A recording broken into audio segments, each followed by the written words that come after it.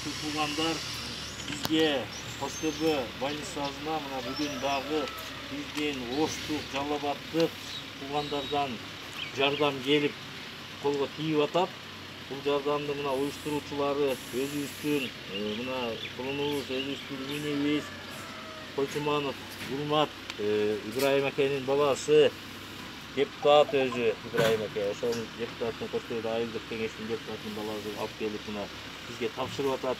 Бул жерде атап айтсак, мына 5 небулайзер алып келишти, ингалятор бул, жана дем ала албай калганда тамактарын очистить ачып, тазалап, жөтөлдөрдү чыгарып, такырыкты чыгарганга аябай жакшы жардам берет. Чоң рахмат. Анан дагы бизге мондай 14 штук средства индивидуальной защиты деп коебуз. Өзүбүз врачтар, медсестралар кийгенге алып келишти.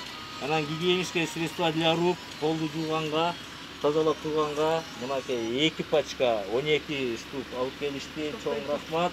Мына биз издеп аткан эч жерден жок азыр Кыргызстан боюнча. Кыдырып жүрүшүп, ар бир штугун 400 канча сомдон алып 10 пачка алып келишти. Чоң рахмат. Булар демек бизге 15-20 адамга жакшынакай жетип берет деген ойдобуз. Эгер керек болуп калган убакта пока.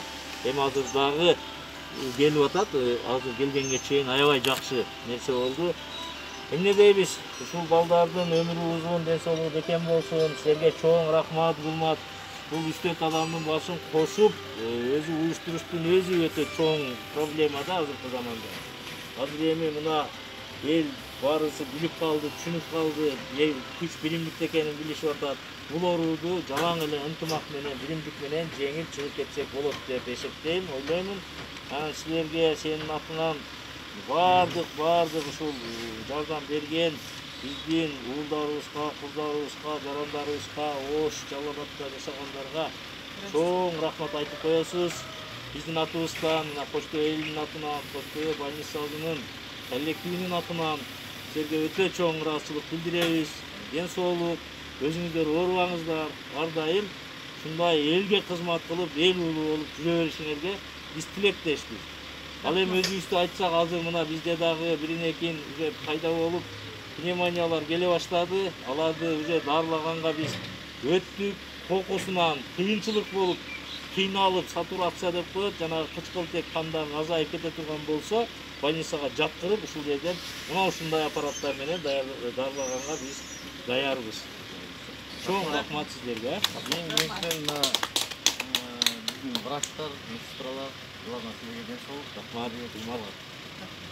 Кубат болуп турса, биздин Костөбө эли Куда кааласа эсибизден аянбайт экенбиз, баардык ынтымакта экенбиз. Мен мурда анча байкалган экенмин, азыр чоң нагыбызчы деп сүйүнүп болсо. Баары ушу элдин эмес. Рахмат. Элдин кызматы менен жүрөбүз. Рахмат.